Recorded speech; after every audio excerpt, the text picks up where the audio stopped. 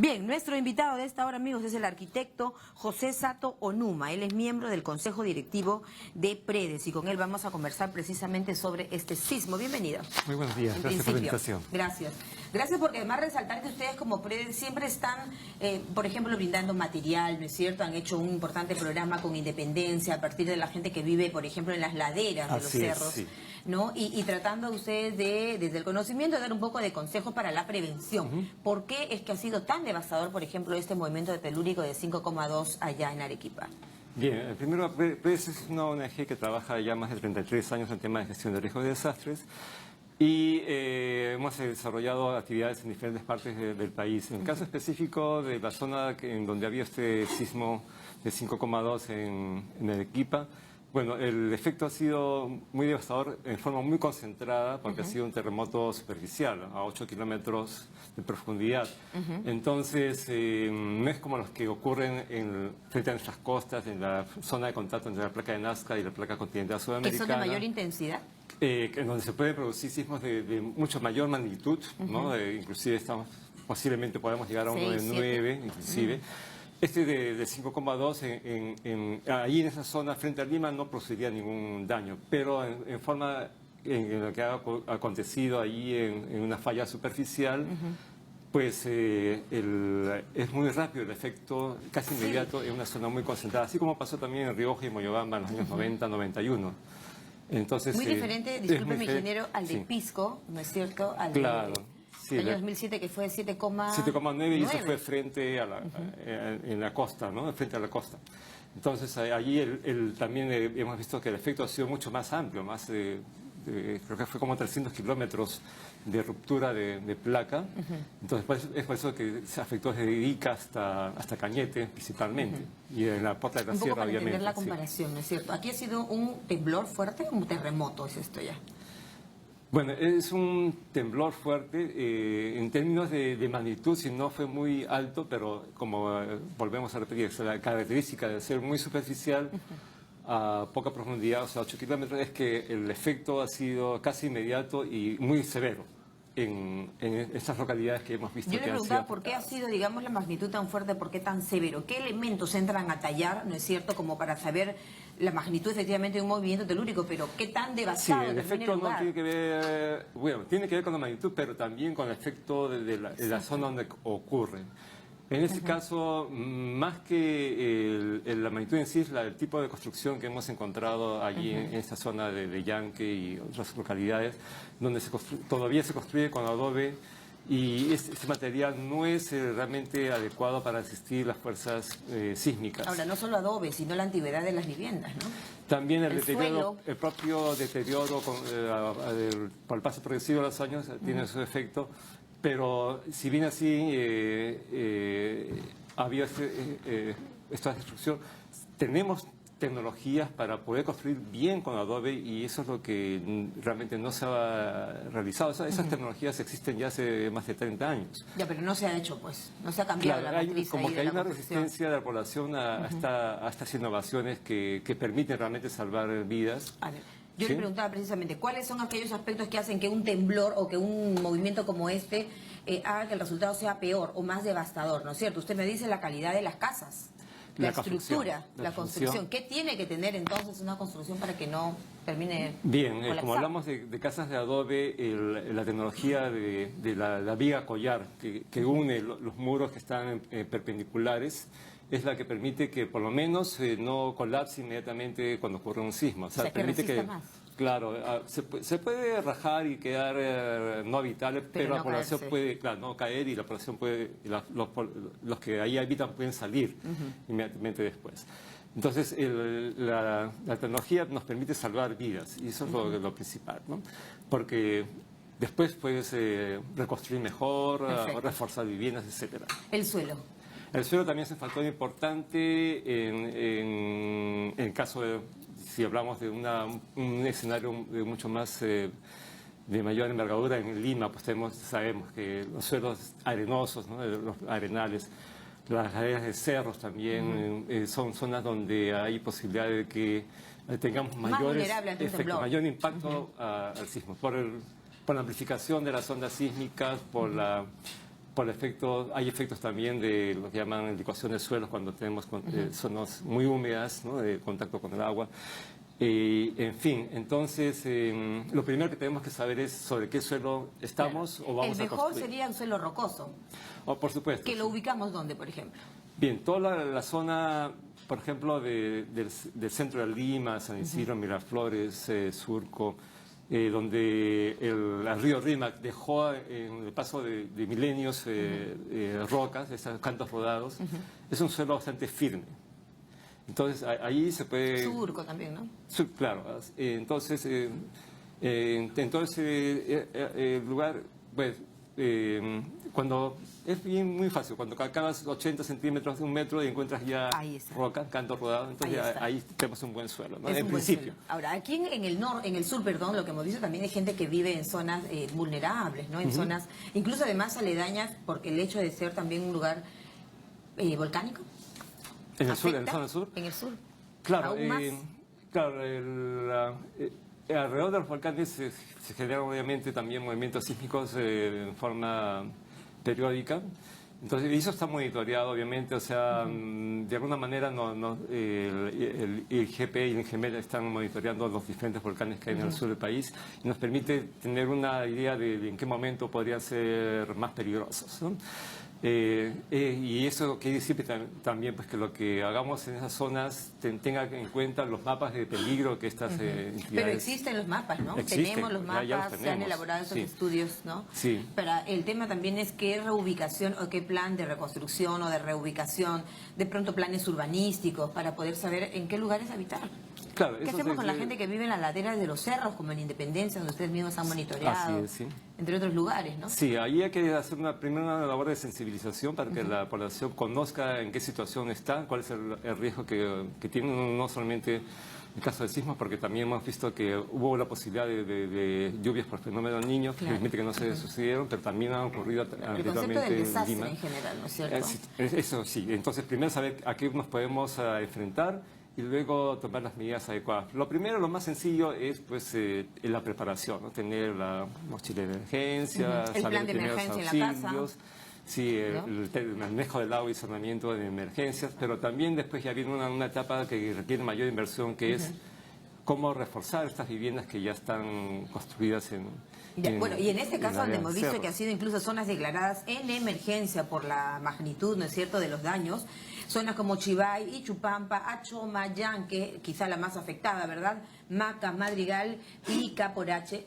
Aquí las casas se han caído, aquí no estamos hablando de ahí que se va a reconstruir nada, ahí hay que hacer totalmente todo nuevo, ¿no? ¿Qué recomendaciones habría? Sí.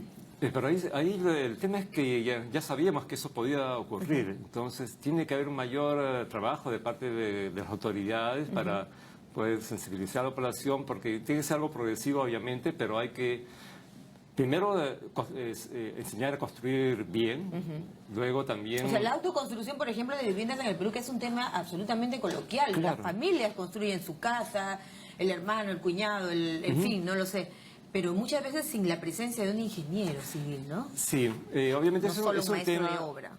Pero por eso mismo tenemos que ver que si bien tenemos más entre 60 a 70% de viviendas construidas informalmente, hay que brindarles orientación para que se construya mejor.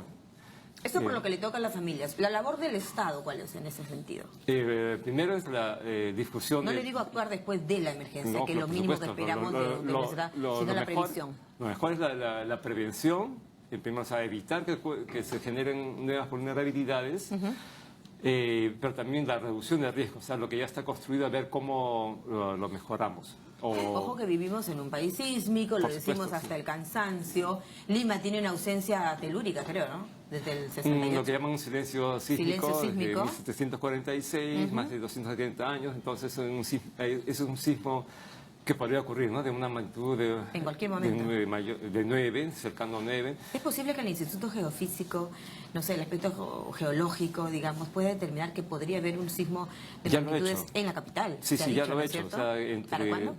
Bueno, no sabemos cuándo, pero puede ocurrir un sismo mayor que 8, cercano a 9, y en una franja entre Cañete y Chimbote, ¿no? Esa zona está...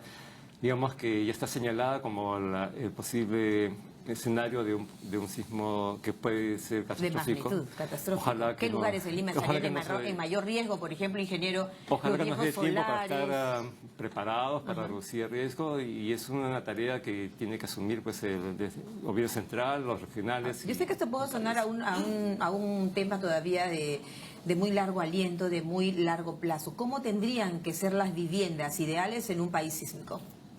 Bueno, lo que llaman es viviendas sismo resistentes.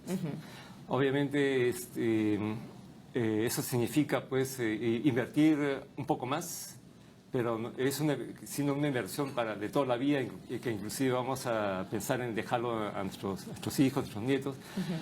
Hay que hacerlo de la mejor manera, ¿no? Entonces, igualmente, cuando compremos una ¿Con vivienda... vigas, con cemento, fierro, qué cosa? Claro, en el tipo de suelo, o sea, tenemos que saber dónde vamos a construir, con buena asesoría técnica, buenos planos, ¿no? Y una buena supervisión en la construcción también. O sea, es un tema que también está pendiente, ¿no? De que a veces se tiene todo pensado bien, pero al final hay descuidos en ya la fase constructiva. Y ahí las municipalidades tienen una labor muy importante que cumplir, ¿no? en las inspecciones que deben realizarse. Las inspecciones, las multas, que no se entregue la licencia de construcción solamente porque es amigo del empresario, sino que en realidad tiene que haber un verdadero y técnico estudio de suelos previamente a una construcción. Claro. Hay una importante responsabilidad seguro del Estado, ¿no? Que replanteará algunas cosas. Y también de toda la población, o sea, de saber realmente que estamos en un país sísmico. Le pregunto, por ejemplo, ingeniero, la gente que vive en los viejos solares del centro histórico. Eso es un tema ¿no? muy complicado, claro, porque hay una serie de temas sociales ahí, de arraigarse, ¿no? Titularidad de la propiedad, ¿no? Y de los propietarios que no invierten pues justamente en mejorar las condiciones, porque no reciben tampoco una renta adecuada. Entonces es un problema complejo, pero que hay que también tomarlo en cuenta. Complejo, pero latente hace varios años. Sí, o sea, son mire que la tierra nos está dando mensajes. Las zonas antiguas de la ciudad, como los suburbios también que existen, y también la periferia, las zonas de malos suelos, los cauces de los ríos, muchas veces. las veredas de los cerros. Y es ahí entonces donde estamos trabajando poco a poco, en este caso con un proyecto financiado por el gobierno de Estados Unidos, por USAID, en colaboración con la municipalidad y de ya que hablando de proyectos, recuerdo que también hubo uno interesante, no recuerdo si de la Universidad Católica, el ingeniero Curuigo ha mencionado algunas veces este sistema de reforzamiento de viviendas. ¿Es viable? Claro, eso sí, eso también es una parte de que estamos por empezar en Independencia, de ver, también con el CISMIT, que también ha hecho muchos estudios en la Universidad Nacional de Ingeniería, de ver de qué manera las viviendas en se pueden reforzar. O sea, estamos viendo... Sí, pero ¿eso para cuándo? ¿Cuánto cuesta? ¿Cuánto es la inversión? Por ejemplo, para situarnos en un punto Independencia, un distrito populoso, Sí, ¿no? es caro el reforzamiento, pero lo que pensamos plantear es de manera gradual. Una primera etapa para evitar el colapso y proteger a la familia que vive ahí. Después ya pensar en asegurar la propiedad en sí en forma completa. Vamos un poquito ahora al aspecto de... Yo solamente quisiera reseñar brevemente este tema, ¿no? Lo de Arequipa. El primer sismo ocurrió en Cayoma, ¿no es cierto? Tuvo intensidad de 3,6. ¿No? El segundo fue de 4 y el tercero de mayor intensidad de 5,2, registrado a las 10:23 de la noche, donde hay muchísimas casas inhabitables. Indesi declara inhabitables. El tema es que seguimos habitándolas por necesidad, por no tener a dónde ir. Ahí hay un rol del Estado, seguro también que cumplir. Bueno, viene de la etapa de la reconstrucción. Entonces ahí hay que ver justamente la orientación a la población. Hay que jalar un poquito las orejas a los privados también, ¿no? Que construyen y muchas veces las casas no están en las condiciones que sabemos que deberíamos tener en el Perú. Y justamente también ahí, por ejemplo, antes de comprar una casa ya construida, pues verificar, ¿no? Cómo ha sido hecha. El sistema de planos es básico para eso también. Otra cosita tiene que ver con lo que ya ustedes preparan y elaboran. Dicen que en el tema de los telúricos, de los movimientos telúricos, se da en 3 olas, ¿no? Cuando se te cae la vivienda, el momento de que quedas herido y finalmente la reconstrucción. En el segundo plano hay que saber primeros auxilios, ¿no? Así es. Justamente para eso hemos hecho esta cartilla que indica pues las 4 acciones básicas: conocer el riesgo primero, luego el plan familiar de emergencia, Ahí nomás, por favor. Sí, y ahí, déjalo usted y yo le voy básicos. leyendo qué le parece, si Sí. me permite. Acciones para reducir el riesgo de desastres en tu barrio ante lluvias intensas y sismos. Conoce el riesgo de desastre. Elabora tu plan familiar de emergencia. Aprende primeros auxilios. Cuida el agua y realiza buenas prácticas de limpieza y aseo. Hablábamos antes en el COEN del agua, porque es básico, esta gente lo ha perdido todo, lo mínimo que se requiere en un nivel de desesperación, de deshidratación y a la intemperie. Una hipotermia aquí puede matarte. Bueno, aquí está el asunto de la mochilita, ahí lo tenemos, ahí se lo vamos a mostrar muy bien. Hábleme un poco, por favor, de este acápite que ustedes hacen mucho énfasis, ingeniero. Bueno, sí, esto ya ha sido difundido ampliamente y es algo que debe ser ya pues materia de ser algo natural, que toda familia tenga todo lo básico que va a requerir en caso de un desastre de magnitud, ¿no? O sea, lo que te permite sobrevivir los 2 o 3 primeros días. No va a haber agua, No va a haber luz. no va a haber luz, Así es. vas a tener que salir de tu casa probablemente porque no hay Linterna, agua, claro, medicina. las medicinas que son necesarias para cada miembro de la familia, ¿no? Enfermedades crónicas, por ejemplo, y por Sí, ejemplo los niños documentos, también, ¿no? etcétera. Bueno, ¿a dónde van a ir ustedes ahora? ¿Este plan se hizo primero en Independencia, entiendo? Sí, o sea, está enfocado para crear un modelo, ¿no? O sea, un piloto, con lo que le llamamos un enfoque de barrio, para que sea poco a poco difundido a Ese tema a de otro la nivel. onda vertical, horizontal, alguna vez se ha señalado que es diferente, ¿no? En un movimiento telúrico.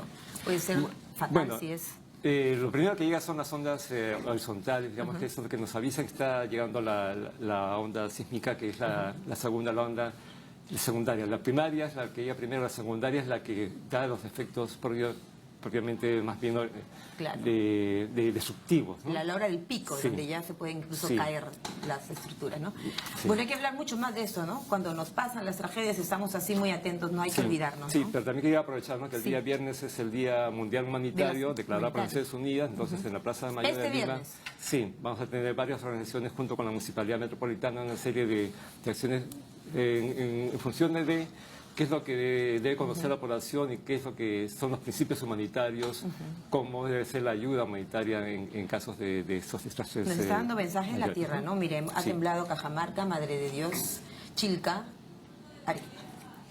Así es, entonces, simplemente hay que estar mejor Atentos. preparados y hacer la prevención y la reducción de riesgo. Bien, gracias a nuestro invitado, el arquitecto José Sato Numa, miembro del Consejo Directivo de PREDE.